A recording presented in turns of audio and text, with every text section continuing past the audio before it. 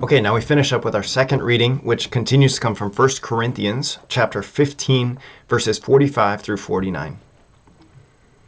Brothers and sisters, it is written, the first man, Adam, became a living being, and the last Adam, a life-giving spirit.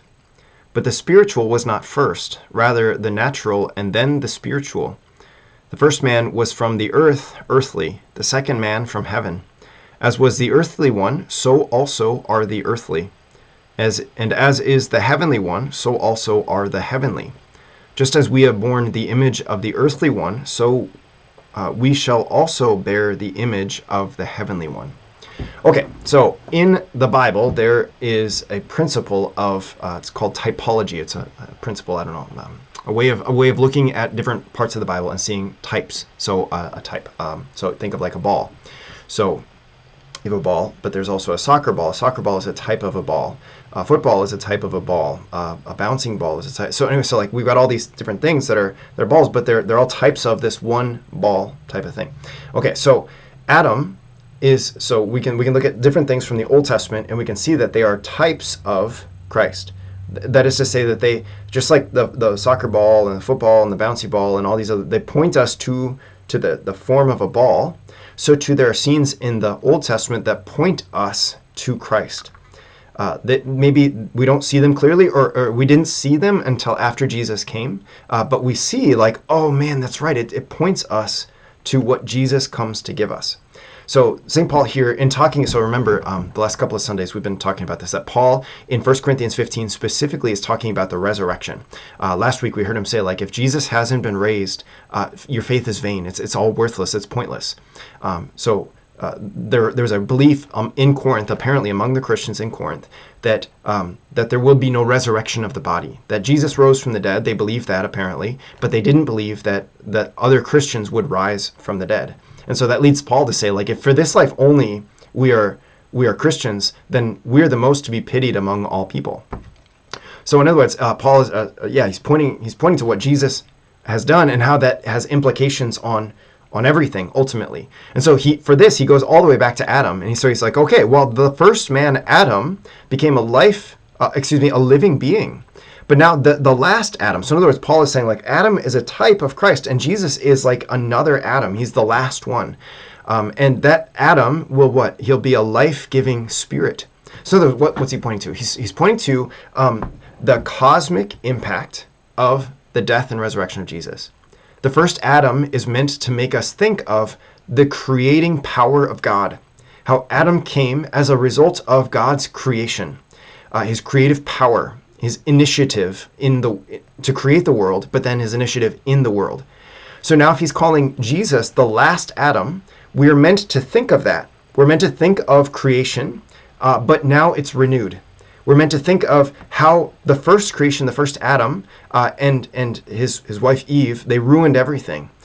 They were created and they ruined it. Now Jesus, the new Adam, the last Adam, is recreating things, a new beginning to creation, and he's having cosmic impacts. That is to say that he's healing everything by virtue of his resurrection. So it says Adam was a living being. That is to say, like, he had life. Where did he get that life from? He got it from God. Jesus is what? He's a life-giving spirit. So that of course it shows like he was the one, or he was with the one.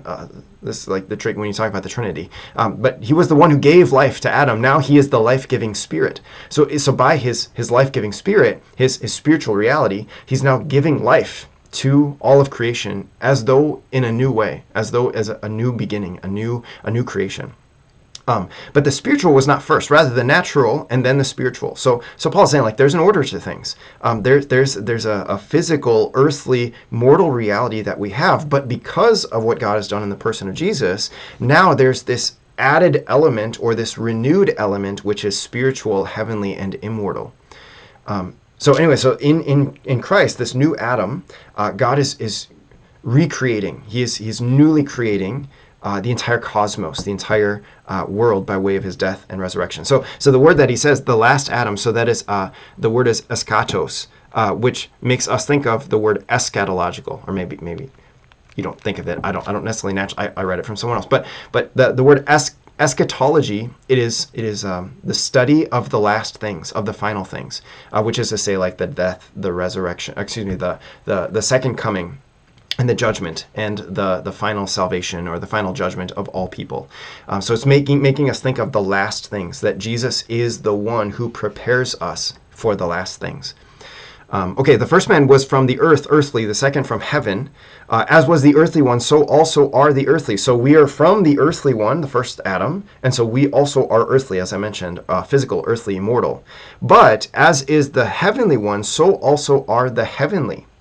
So just like we were from the first Adam, we now, as disciples of Jesus, we also are from the second one, the heavenly one. And so therefore we take on this new identity of being spiritual, heavenly, and immortal, even while retaining our earthly body.